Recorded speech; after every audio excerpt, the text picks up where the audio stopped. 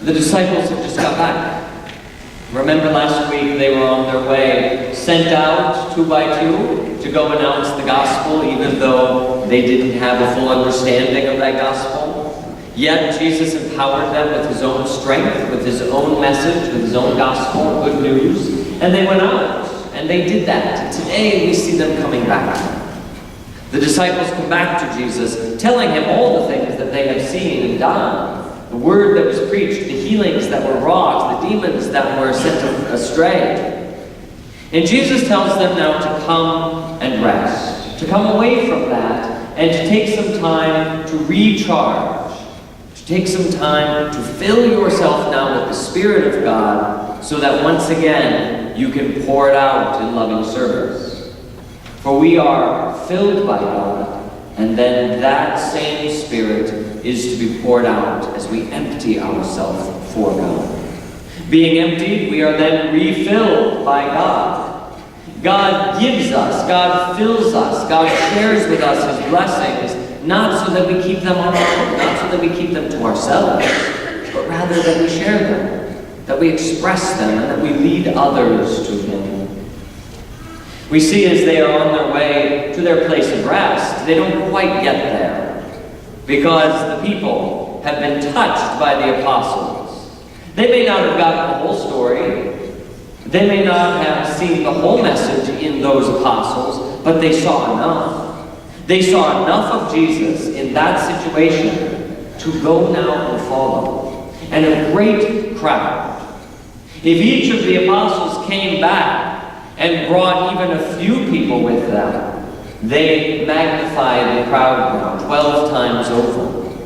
And this crowd follows because they saw something in those apostles. They saw something of Jesus in those apostles. And that was enough to draw them out of the emptiness of the world into the fullness of Christ. If you stand in a dark room and the lights go out or whatever, and you light that single candle, that flame is not very big. But yet, no matter where you are in that dark room, you can't help but see it. That tiny little flame is enough to attract your eye and orient you again. Without that flame, you look around the room and you're not really sure where is what. But that flame burning orients yourself and gives you some direction. Even if you don't see the path, even if you don't see the obstacles in your way, you yet see the end result. You see the goal, where you are going. And it sheds a little light on that area.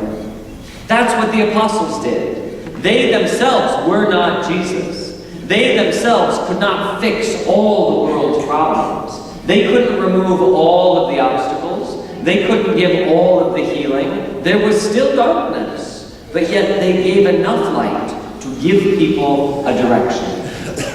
And this crowd that follows after Jesus today doesn't know where they're going, doesn't know what exactly they're going to find or what's at the end of this road, but they have seen the light, and they are following that.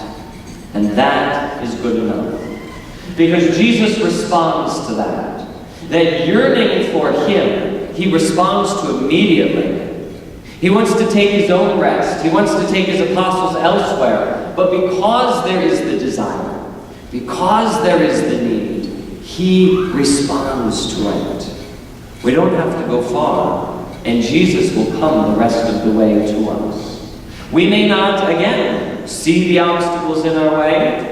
We may be unsure of the path that lay before us. We may feel that, yeah, we are in darkness, and there is a cross to be carried. But nevertheless, we have just enough light to orient ourselves.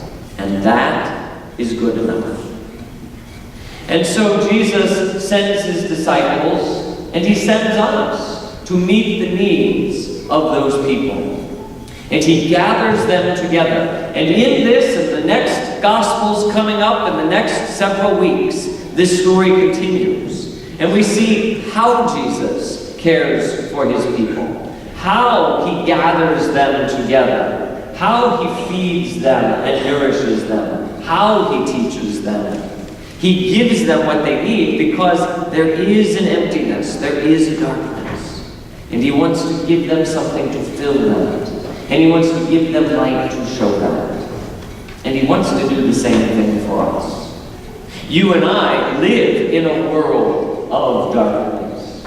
You and I live in a world that demands that we not empty ourselves, but rather that we consume and that we build up and that we fill ourselves. That security, that goodness is not found in being empty, it's found in being full, and not just full, but stuffed, overfull. We need more than we need. We want more than we know. And this then becomes the obstacle that prevents God from working in our lives. Because he is the only thing that fills and satisfies us. Before we can come to Jesus, before we can know that we need to go to Jesus, we have to first empty ourselves. We have to go into that place, that darkness, and look around. And we have to recognize what keeps us from him. What are the shadows in my life? What are the fears and the terrors in my life? And every one of us probably have different ones. What do you fear the most? What are you most horrified of? What scares you if you lost it and could never get it back? That fear there is part of the tempter's plan to keep us from letting go of things, even letting go of our own hearts to love, and encountering those fears. And encountering then the sins that we build up as walls around those fears. Because it's those fears, it's those emptiness within us that drive us to the pleasures, to the promises of the world. If I just have more money, if I just have more success, if I just have more sex, if I just have more alcohol, if I just have more medication, if I just have more stuff to take away the edge, to take away the felt emptiness, then I'll be satisfied. But all of those things wear off, and all of those things are uncertain, and all of those things leave us on edge more than they take it away.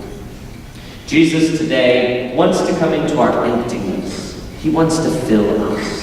He wants to be a light that shines in our darkness so that we are drawn to follow him. And it is that first movement toward him that he asks, because he will rush in, as we see him do today, and fill us. The promise of hope is what we are given today. We don't have to see the big picture. We don't have to know where we're going. We don't have to have it all. We just know where our goal is. And if we keep that in sight, the rest of the world begins to pale in comparison, and the edge of those things is taken off.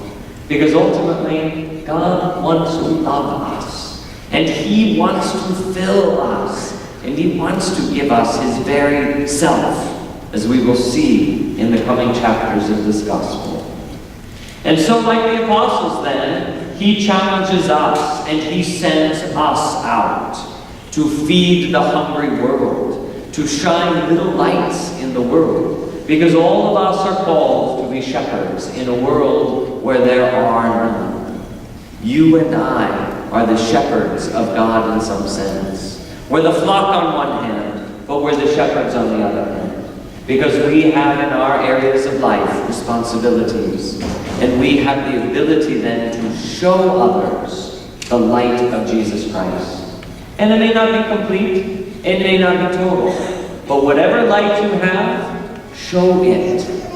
Be the good role model. Be the good parent, the good employer, the good Christian, the good Catholic. Be the good grandparent. Be the good student. Be the good, and show that light, because it's enough to catch someone's attention, and it's enough to gather the nations into God's household, because he wants us there desperately. So go forward with hope. Maybe not know where you're going today, but knowing that Jesus is at the end of it. And follow that light, letting your emptiness be filled with God's fullness. Facing those fears, facing that emptiness, so that God can come in there and satisfy every one of our needs. He is the shepherd that never leaves his flock untended.